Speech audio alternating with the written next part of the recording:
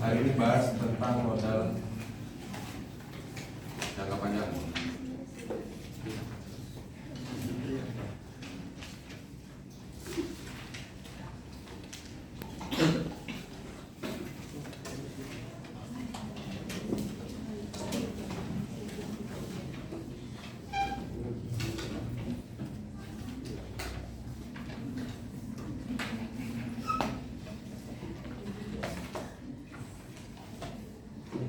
Modal itu kemarin kita sudah bahas, itu ada utang sama ekuitas ya.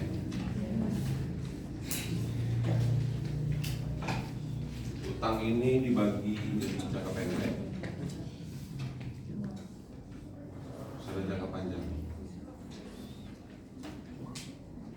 Yang dibilang modal jangka panjang atau pendanaan jangka panjang itu dua ini.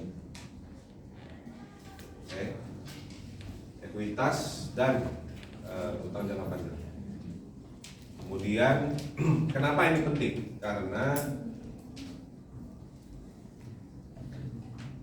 dua hal ini mengakibatkan adanya konsekuensi jangka panjang. Kalau saya milih utang jangka pendek, berarti konsekuensinya selesai di satu periode itu. Kalau saya meminjam utang di bank kurang dari 1 tahun, berarti konsekuensinya selesai di tahun itu. Atau utang jangka panjang yang segera jatuh tempo, jadi sebenarnya ini jangka panjang tapi jatuh temponya sudah kurang dari setahun, itu juga masuk jangka pendek. Itu juga sama. Kemudian pemilihan utang jangka panjang itu memang karena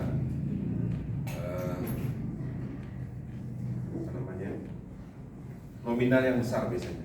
Jadi utang jangka panjang itu memberikan pendanaan dengan nominal yang besar, sehingga konsekuensinya juga jangka panjang.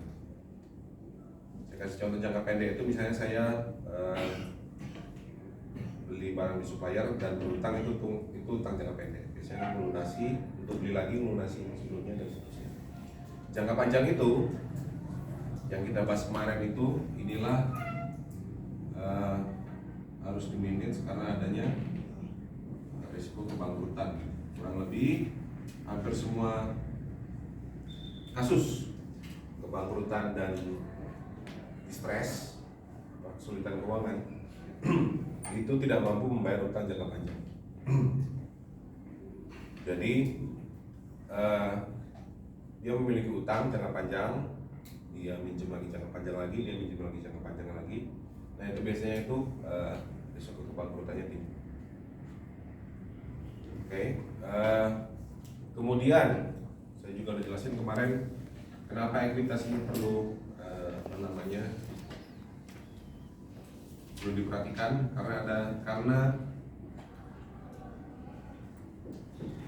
karena ini resiko paling tinggi di antara semua pilihan pendanaan menurut packing order theory. Ekuitas resikonya paling tinggi. Dia tidak membuat kebangkrutan, tapi dia memiliki ketidakpastian yang lebih tinggi karena besar pendanaan yang dia dapat itu berdasarkan kondisi pasar. Kalau besarnya utang jangka panjang itu biasanya berdasarkan fundamentalnya saja, perusahaannya saja.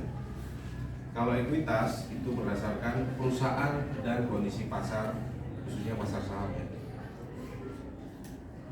Ini juga sebenarnya ada namanya obligasi. Ini di pasar juga.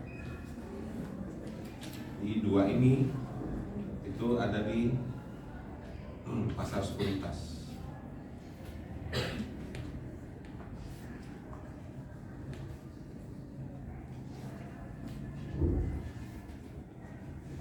Hanya saja si obligasi ini setelah jatuh tempo harus dibayar.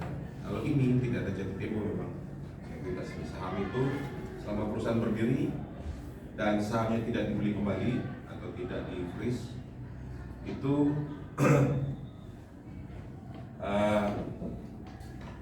tidak ada jam tempo dan secara kewajiban perusahaan itu tidak ada secara langsung ya. Kewajiban perusahaan itu perusahaan harus menghasilkan laba untuk mengkompensasi si investor atau pemegang saham atau pemilik. Jadi hak dari pemilik, pemegang saham atau investor itu hanya laba, kecuali pemiliknya itu juga ikut campur dalam manajemen. Kalau pemilik ikut campur dalam manajemen, ini juga mendapatkan kompensasi berupa gaji pengelola. Di dua ini perlu diperhatikan. Karakteristiknya sangat berbeda, tapi memiliki konsekuensi jangka panjang. Lagi-lagi ini terkait kebangkrutan, jadi kondisi finansial itu dibutuhkan untuk mengakses utang jangka panjang. Kemudian ini juga kemampuan menghasilkan laba juga perlu diperhatikan. Cara memanagenya, misalnya ini jangka panjang. Cara memanagenya itu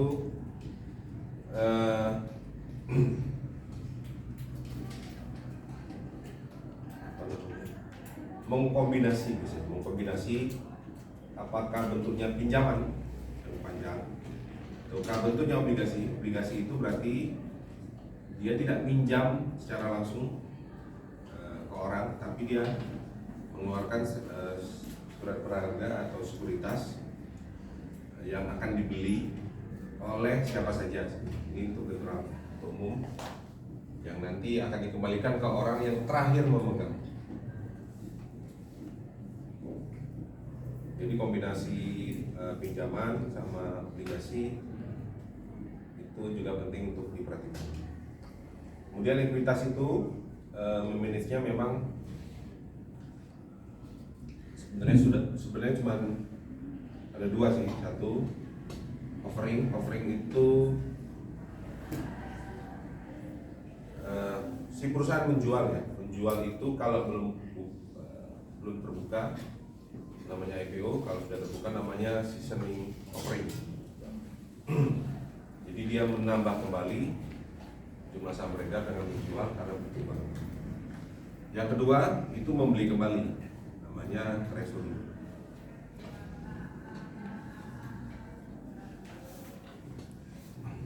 Biasanya alasannya ini dibeli kembali karena memang ini mengurangi risiko tadi. Kalau ini bisa dikurangi risikonya dengan cara membeli kembali, ya dibeli kembali. Oke. Atau ada kemungkinan kalau di perusahaan saham ada kemungkinan ada satu investor besar yang ingin menguasai perusahaan itu, dia tidak mau, dia mengurangi jumlah saham beredar.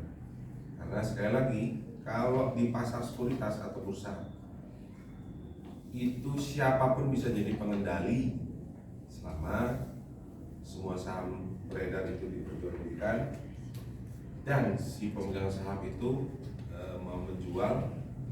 Datanglah misalnya investor dengan kekuatan finansial cukup tinggi, itu namanya akuisisi. Oke. Itu semuanya mekanisme pasar.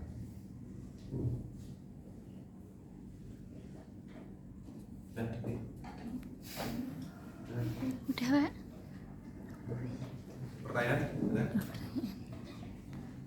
Nah, kalau reksadana itu sebenarnya instrumen uang atau instrumen apa? Reksadana itu sekuritas. Ya, jadi gini, reksadana itu dari sisi perusahaan dulu ya. Perusahaan itu hanya mengeluarkan sekuritas, ekuitas, dan obligasi. Oke? Dia tidak mengeluarkan namanya reksadana, kecuali perusahaan sekuritas. perusahaan sekuritas apa namanya, kerjaannya memang kalau kalian lihat laporan keuangan perusahaan sekuritas itu isinya memang cuma aset-aset keuangan aja, ya, aset sekuritas. Kalau dari sisi si investor, reksadana itu isinya kombinasi banyak aset. Kombinasi banyak aset.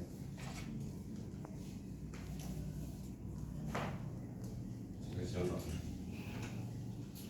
Kalau saya mau invest, satu yang paling aman apa?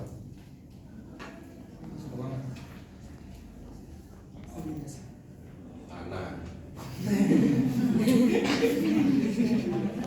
Ya kan? Iya.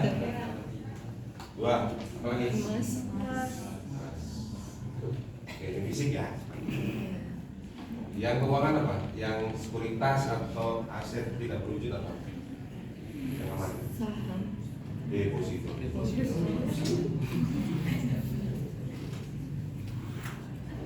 Ini saya kasih dulu. Ini aman karena naik, nggak ada kata turun, ini tetap. Oke, baru berikutnya obligasi. Ini juga tetap. Baru saham. Ini resikonya lumayan tinggi karena tidak pastian tinggi. Tidak pastian. Apa lagi? Saham apa? Forex.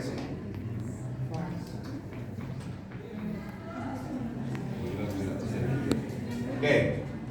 Kalau kalian disuruh milih untuk invest mana? Tanah. Sesuai kondisi. Kalau kalian semua tidak suka resiko, kalian pilih mana? Tanah. Iya. Tapi ini modalnya besar.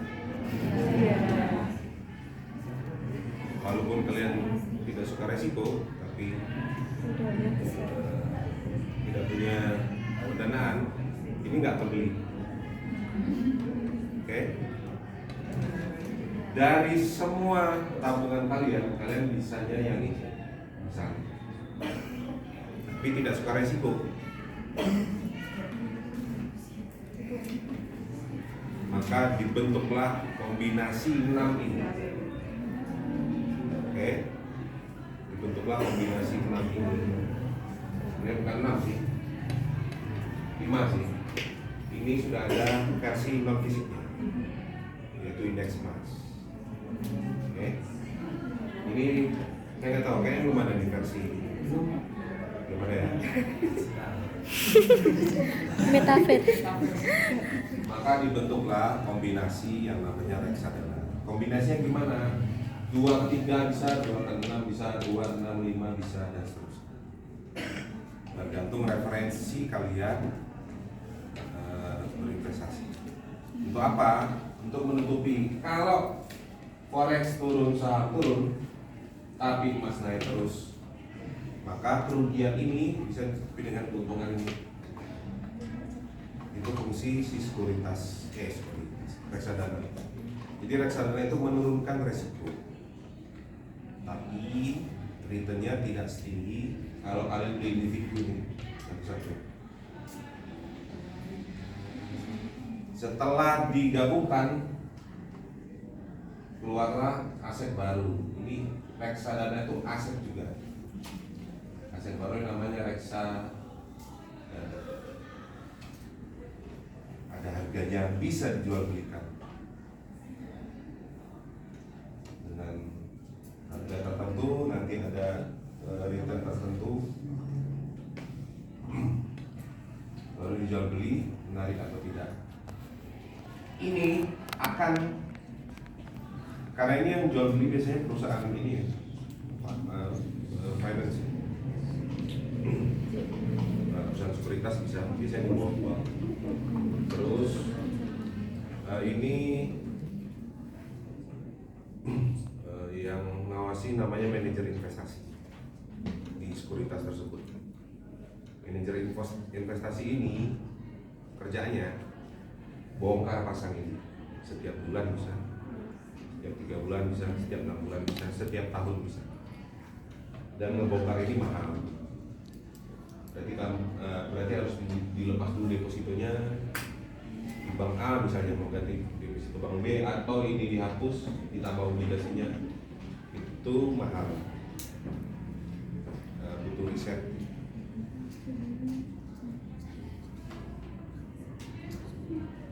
Ini kurang lebih bentuknya saya lupa, lembaran juga, entah unit, entah lot, entah lembaran, tapi kurang lebih jauh lebih murah.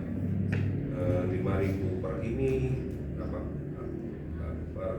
PCS lah,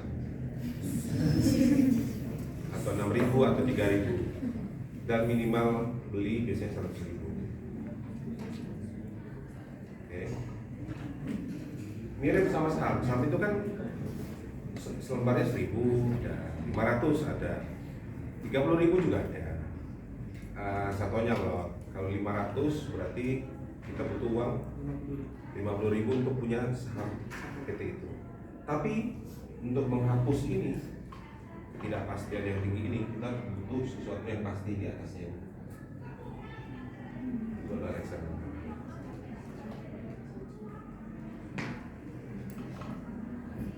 Namanya aneh-aneh memang, reksadana apa, reksadana tergantung apa sekuritasnya nanti. Jenis reksadana banyak, karena kombinasinya juga banyak sebenarnya. Ini aset yang memang biasa dipasang, dibongkar pasang. Sebenarnya masih banyak. Kalau kalian pernah dengar opsi, terus opsi itu apa?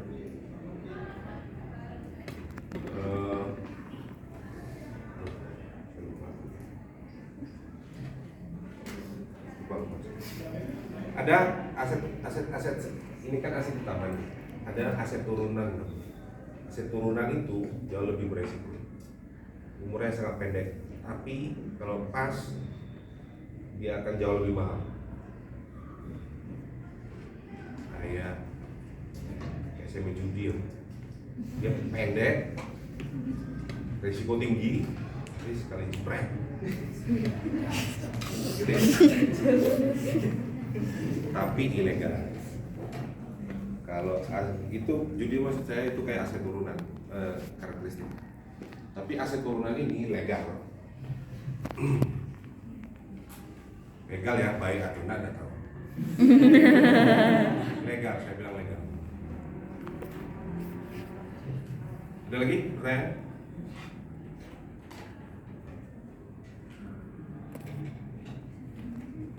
Utang dari 1 tahun masih bisa disebut utang jangka panjang tidak? Utang jangka pendek.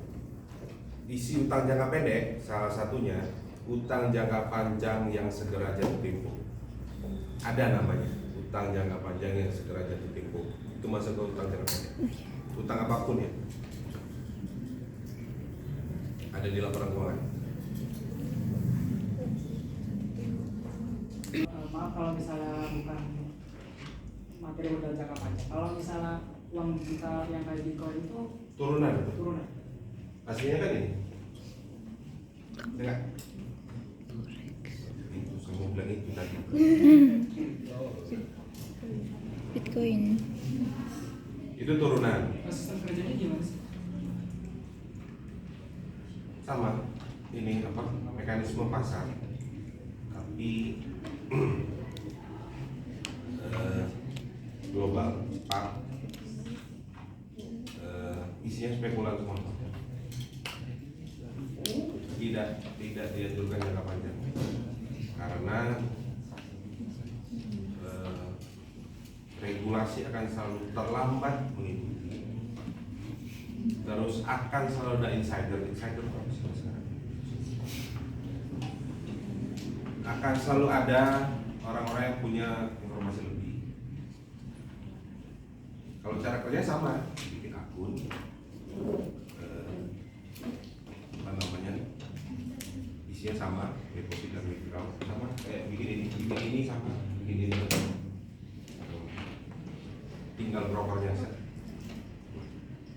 Bitcoin itu saya sudah nggak tahu kalau sekarang. Kalau dulu hampir semua brokernya nggak ada di Indonesia. Saya nggak tahu sekarang. Sebelum ini ya, sebelum Bitcoin ngawur ya.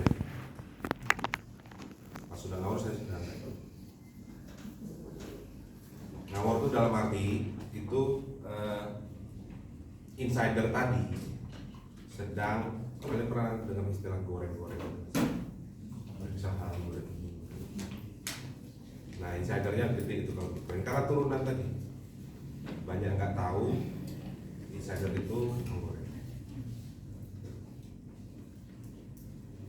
Lagi diregulasi sama OJK. Yang pas ya, regulasinya sudah dalam proses. Cuman lagi-lagi apa namanya turunan currency kan currency itu kan mau diganti emas ya, pernah dengar kan? Nggak ya? Jadi nggak ada mata uang kalau pernah dengar. Semua harga tuh diganti berapa emas.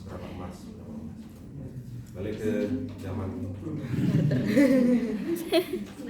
karena dianggap si Amerika mainin dolar terus, mainin itu dia nyetak ya. Jadi mereka kalau nggak ada duit nyetak, bukan minjem dan jual apa, nyetak. Itu bikin kacau itu. Makanya si Eropa bikin euro sendiri. Saya nggak tahu ASEAN ini jadi nggak mungkin. Tapi ada isu mau jadikan satu mata uang dunia dalam bentuk unit emas atau gram-graman atau apa, semua harga diganti emas katanya. Tapi lagi-lagi regulator Indonesia itu kayak OJK, Bursa, terus BI, mereka itu tidak bisa full mengcover apapun turunan dari currency. Ada mata uang baru dunia pun, walaupun masuk Indonesia, mereka kan sedang melawan dunia. Si OJK melawan dunia, jadi regulasinya pasti terlambat dan biasanya tidak maksimal. Terakhir, setelah Bitcoin hilang, kripto itu juga mau diregulasi, tapi saya yakin tidak maksimal karena kripto itu bukan punya kita. Kita tidak biasa, maksudnya bukan kita yang tidak menciptakan. Kita tidak akan pernah biasa.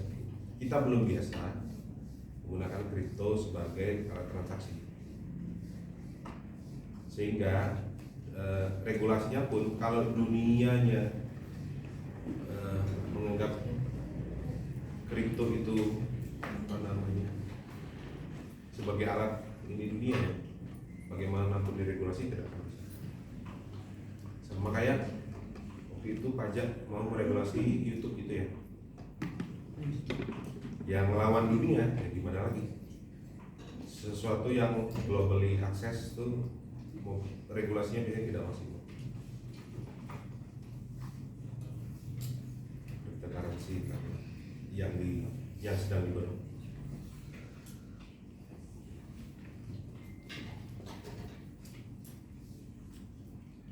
Lagi ada?